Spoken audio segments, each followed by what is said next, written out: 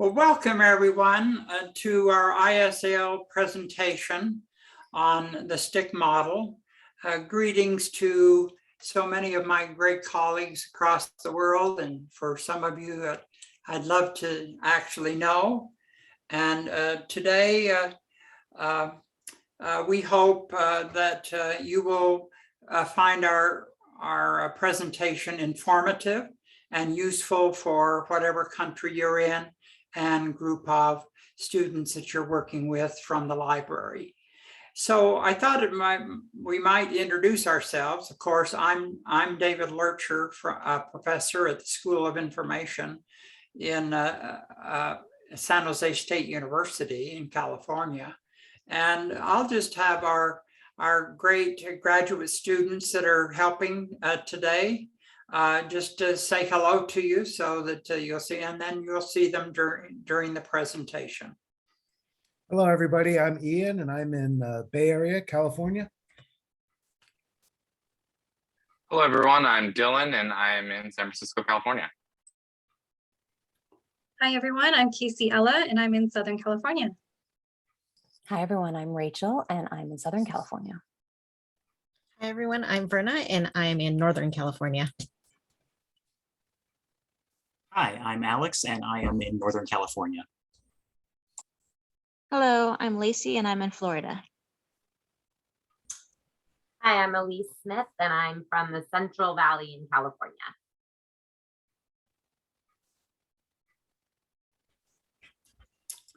Okay, so we're just finishing a course together in instructional design. And so let me give you just a little bit of history of the STIC model and how this all happened. I've been around, seems like forever, at least my children say I probably lived at the time of the pyramids. But anyway, we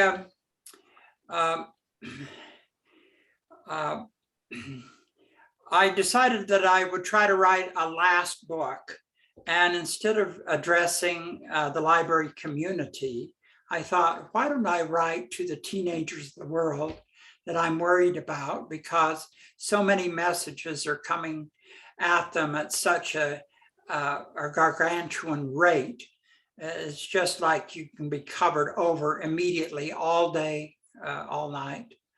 And so I created this STIC model we call.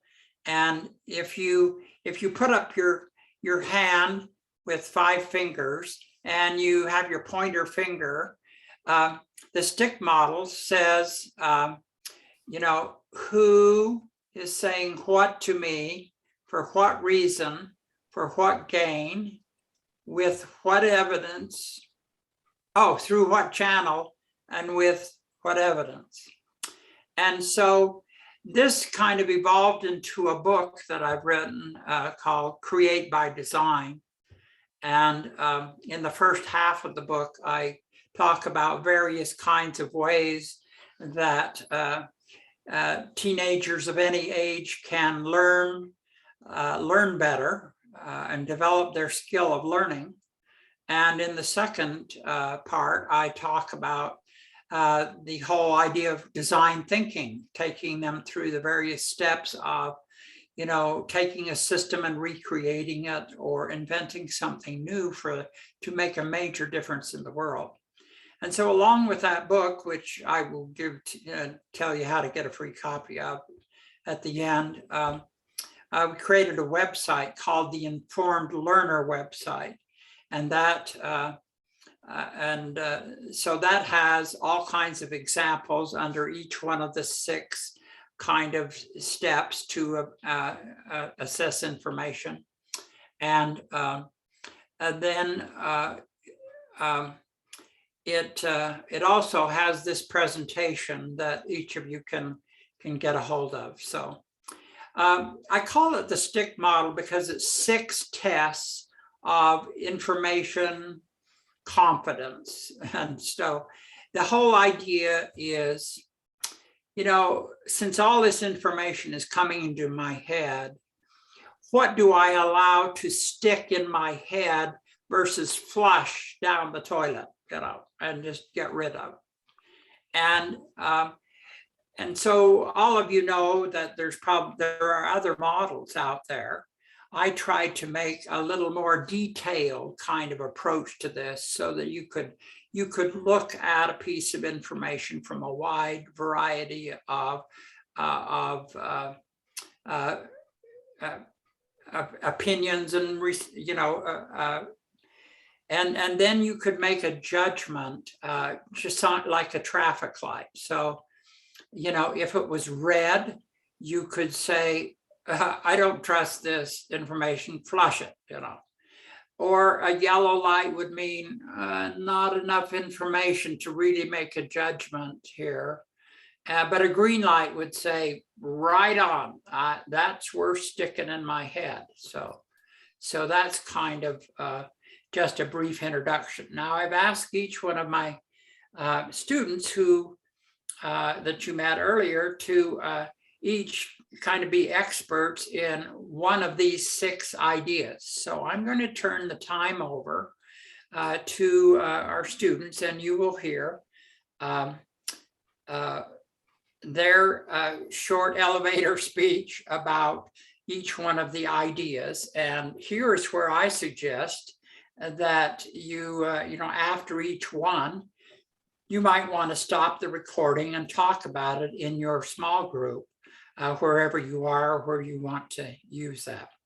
So take it away. Hello, my name is Sharayah Warren. I'll be talking about the first test, which is who.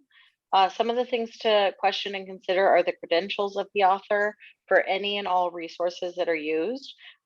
They should ask themselves anytime that they find research if the author is a qualified and reputable expert in their field.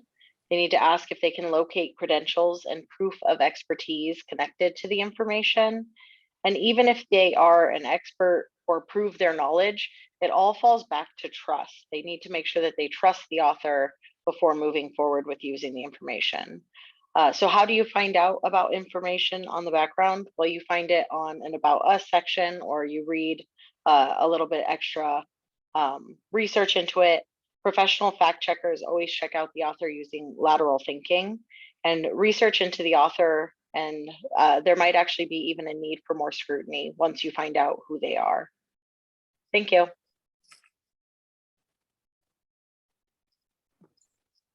So the second test is the what. And so you want to help your students understand that they should judge the content of the information that's being presented. So they're looking at actually what the content is instead of just the who wrote it. So the first consideration is if the information is actually useful to them and if it answers the research question, and if it's the appropriate level of difficulty for their task. So they might find information, but maybe it's too easy or too hard for what they're trying to do. And then they also want to consider the point of view of the information presented. And then finally, just like Sharayah just mentioned, you want to have your students do lateral reading or lateral thinking strategies. So instead of just staying on the page and taking it at face value, they're going to leave that site and go back, check outside of it and see if other people are saying the same thing, or if the information that's being given can be verified. And in that way, they can know if the information should stick in their brain based on what they're reading. Thank you. In the third test of the STIC model, we're looking at examining the reason, which helps the researcher determine someone's motivation in sharing their information. Understanding this motivation helps researchers know if the found information is appropriate for their needs. Possible motivations of an author might include informing, generating discussion, spreading misinformation, or selling something. Hi, I'm Katie. And just to continue the slide, always verify and check a source so that you can connect an author's reasons to their work. As the Journalistic Code of Ethics states, journalists seek truth and report it, minimize harm, act independently, and provide accountable and transparent information. Groups that try to hide their authorship or motivation may not be reputable sources. Thank you.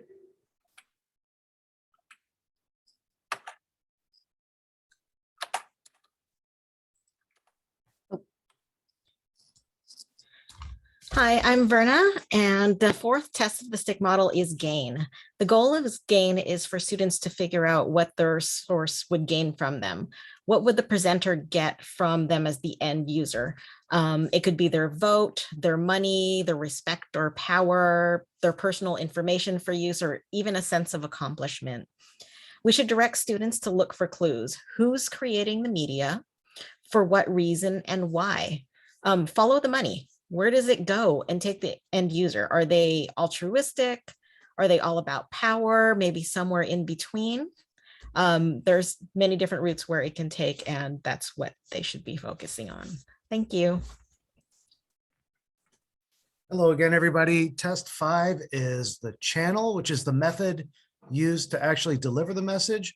For a lot of teenagers, they get their news they get their information either from the news or social media. So when it comes to the news, we want them to learn to evaluate the point of view of the various news organizations. And one way to do that is to use some of the tools in the STIC website, the all sides test, and also the interactive media bias chart, which rates hundreds and hundreds of media outlets on their bias. And then just to always be thinking, if our teenagers get their information from an adult, where does that adult get that information? Dylan? Yeah, and so hello, I'm Dylan, and as Ian stated, aside from news organizations and news publications, a lot of teenagers or young people are going to get their information from social media. And so we would suggest to do a stoplight test and to direct your students to do a stoplight test. So if the information looks plain, impersonal information is focused on providing facts above all else, then students can feel they have a green light to trust that information, to trust the channel that is providing that information. Now, if it's a social media post that maybe is trying to persuade you, you want your students to ask, is the person publishing or the channel publishing the information labeling it as opinion? So a lot of reputable news sources will distinguish their news from their opinion sources or from their opinion pieces. You want them to ask what appears to be the motivation of whoever is posting this information if they're trying to persuade you, and do they provide facts to support their ideas?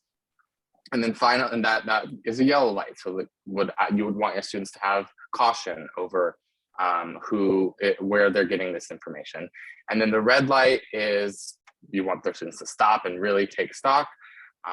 So posts trying to sell you something, any posts or publications that are sensationalizing news or inducing fear or anger with their headlines or what is contained in the piece. So when it comes to channel, you always want your students to ask, do you trust it? Why or why not? And is there any obvious bias or lack of credibility from that channel? Thank you. We are Alex and Lacey, and the goal of the sixth test, evidence, in the STIC model is to ensure that students are willing and able to find verifiably factual information that they can trust. Students should be comfortable with either testing the evidence themselves or referring to a neutral third-party fact-checking. Students must be able to distinguish between actual hard evidence and arguments that pretend to be evidence, such as, well, if everybody is talking about this, there must be at least some truth in it. Students should be aware that evidence can be manipulated or omitted to suit the goals of the presenter. Evidence is rarely presented entirely on its own. It is usually couched inside a persuasive argument for good or ill purposes. And students need to be able to separate the evidence from the appeal and reach their own conclusions. Thank you.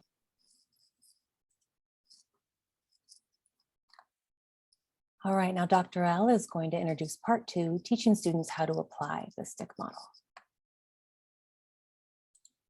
Dr. Loertscher. Dr. Loertscher, you're currently on mute. There we go. Okay, here I go. So we see what we can teach the teenagers the model itself, but then they need practice applying this. and they need to be able to talk about how they arrived at their trust kind of ratings, and they will start arguing, and that would be a healthy thing, because they could, challenge each other about, how did you know that this person was altruistic, or whether he was really out to push something into our head that person is so interested in. And so what we're going to do here in the second part of our presentation is we have the website, which is the Informed Learner website. We have a whole page of different types of items that you could use or find some of your own to let students practice on. Now, we realize that in an international audience, your own country or your own culture is going to have different types of problems that are going on currently that teenagers or even adults are concerned about. So this is a United States kind of event, and so you'll have to excuse that. But if you get the idea that once the students understand the individual pieces of the model, then they can start testing out, and you go to the test page on the website, and that's where all these are located. So we have divided ourselves into two jigsaw groups, and the first group is going to talk about individuals that are sending messages our way, and the second group is going to talk about groups that are sending messages. Now, we're going to try to turn this into a conversation. So there's going to be a leader that talks, and then we're just going to discuss this kind of as a full group, and you might turn off the video and have a discussion with your small group or your larger group in the same kind of way that we are trying to do here. So thank you, and let's start with individuals. All right, so our group looked at some messages from individuals, and as Dr. L pointed out, those individuals could be delivering at something like a TED Talk, which might be a more formal delivery, but also, as the other groups pointed out as well, our students interact with tweets and social media, which is definitely an individual presenting podcasts, articles. Obviously, some of those could be scammers. To kind of run through this process and practice, if you wanted to go to the Informed Learner website and see what we did, we watched a video about video game addiction from the Healthy Gamer, kind of as part of this Healthy Gamer website from someone named Dr. K. And we worked our way through the STIC model as sort of a way to practice and see what our students would be doing and how they might interact with this. So my group's going to jump in and we're going to talk our way through this. So Ian, do you want to start with who was presenting the information? Sure. The presenter was a guy who bills himself as Dr. K, and he presents himself as a gamer and also an addiction specialist. So he's trying to connect with his audience, not just as a therapist, but also as, someone who knows what they've been through. So he's the individual. He has a YouTube channel as well as a website. All of them are branded healthygamer.gg. And I think the GG is gamer guy. So that's our who. So if we were working through that with our students, we might think that they would have a green light at this point. He's a Harvard educator. He's speaking, it appears to be at a lecture, and he is definitely a credible source. If you look him up, he really does have a degree in addiction, but he's an addiction specialist. And then in terms of the what and the message, he is talking to gamers about being addicted and kind of about why that might have happened and what to do about it. So Depending on what you were researching, if you were researching addiction specialists, you might also consider this a green light. Ian also brought up in our discussion. Ian, do you want to talk about the comments? Sorry. Yeah, so one of the things with YouTube is you can look at the comments. You can see what other people are saying about the presentation or to the presenter. And although it can sometimes feel like it's preaching to the choir if you get a lot of dittos, it was nice to see some gamers saying, yeah, this guy, you know, I feel him, or yeah, he's speaking my language, or I wish I'd seen this 10 years ago. So it was getting some validation within the comments. So again, comments, you know, need to be taken at face value. They're not going to tell you everything you need to know, but it is a place you can start thinking about, well, is this a credible source? Is this someone who knows what they're talking about? Or are these just all people who agree with him already? And we liked the idea of the comments as a part of the what, just considering what content is in that site and using that as a way to decide if this is information that should stick with you. So Lacey and Casey, do you want to talk about the reason and gain? They're sort of connected. So Sure, Casey here. So with the reason, you know, he's giving really great information, you know, talking about how intelligence can lead to avoidance. You know, as it proclaims gamer himself, you know, it may be that he kind of sympathizes with the gamer audience and wants to connect them and wants to provide this information.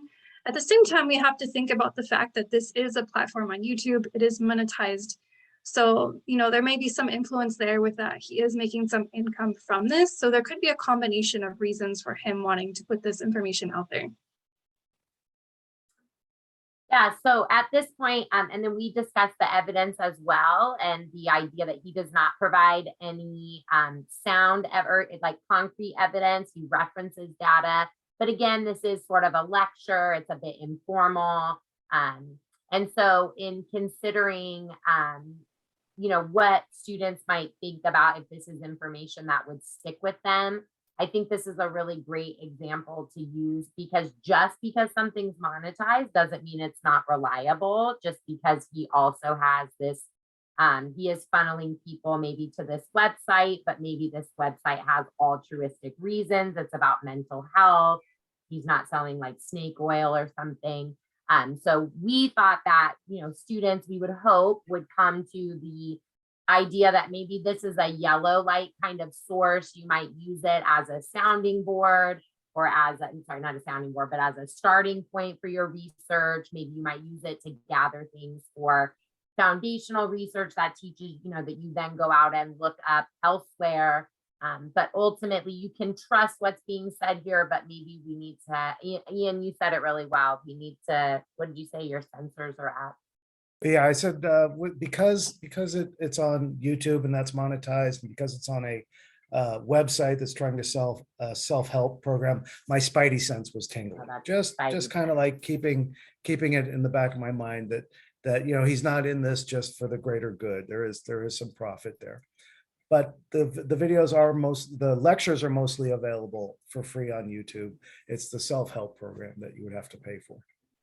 And again, the lateral reading really helps, you know, a great strategy to teach kids to leave the site and look up. And, you know, there is data out there that supports what he's saying, that if you use kind of the information he gives as now a search tool, which is as librarians or information professionals, that's something we teach our students, that one thing you read leads to your next thing.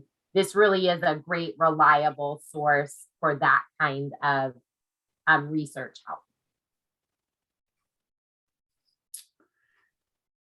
Super conversation. So we can, you get the idea that we can look at a single individual. I am always impressed if I know that they have done a lot of data analysis, you know, and brought the findings into what they are saying.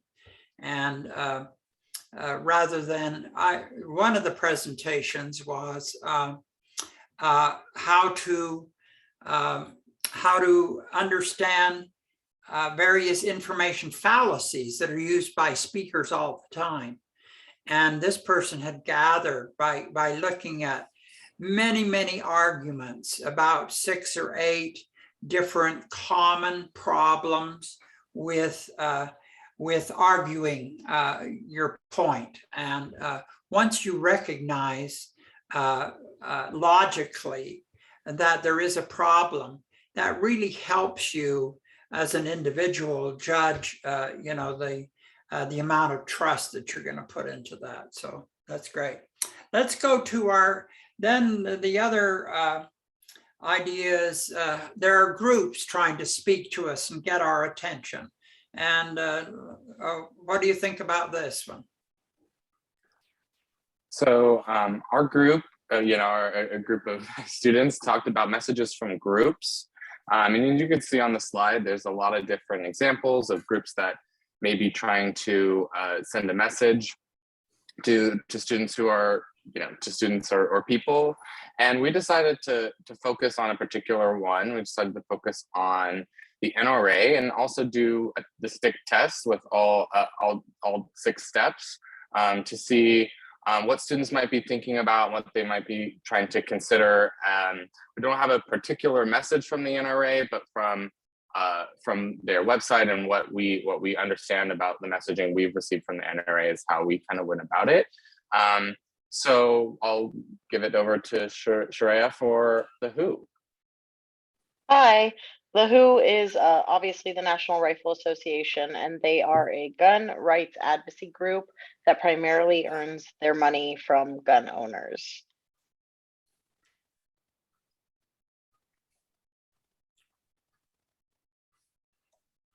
Alex, I believe that your mic is muted. There we go. Sorry.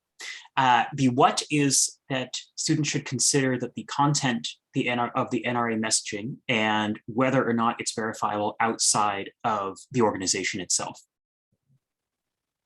And then that moves us into step 3, which is the reasoning.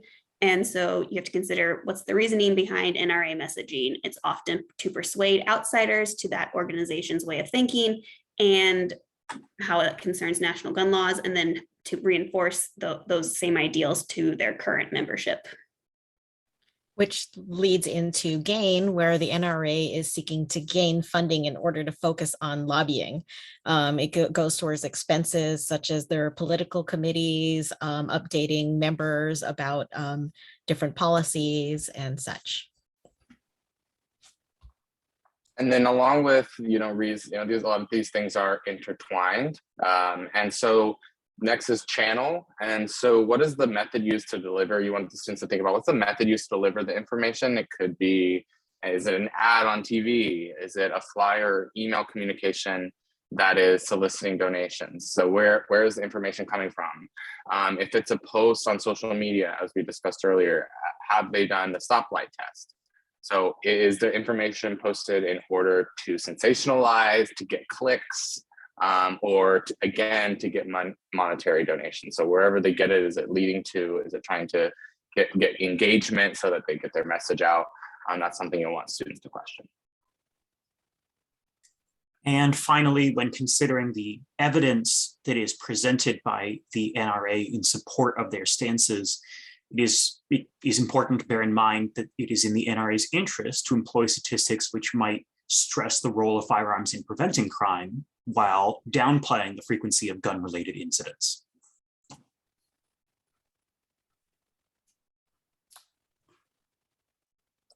So that's just one example of, many types of groups that are trying to get our attention. And some of them we belong to. So we have to decide, is this message worth, my time, my money, my spreading that to my friends and acquaintances, etc. And for what reasons? And so is this a positive thing that's going to help, our local communities or our state or province or our nation, and so, well, thank you very much for that. And there are just a lot of other kinds of things that you can find on the website. So in conclusion, I just come back to the idea that, there are so many problems now because the internet and all forms of social media are just crowding into for and asking for attention of all young people and adults. And if we don't learn to manage that, it just overwhelms us, and we have little ability to assess what's coming in and what we ought to really believe or trust. And I think that whatever culture you're in across the world, I think it's as soon as young people get connected, this whole phenomenon begins. So please, if you'd like a free copy of my book, you're certainly welcome to it. Just send a message to me in an email. I'm reader, as in reading a book, reader.david@gmail.com, and I'll certainly send you a copy. And then there's the website. Feel free to use any of that and use this presentation as something that might, or even pieces or parts of it, to start the conversation in your groups. And that would thrill us, I think, as a group of interested students who are now facing a career in a much different world than we older adults grew up in ourselves. So thank you, everyone, to my wonderful students, and to our Rachel, who has been running this whole thing, and she's my graduate assistant. Thank you so very much. And thank you to all of you out there who are listening and concerned about the same kinds of things that we are. And we'll say goodbye to you with that thanks.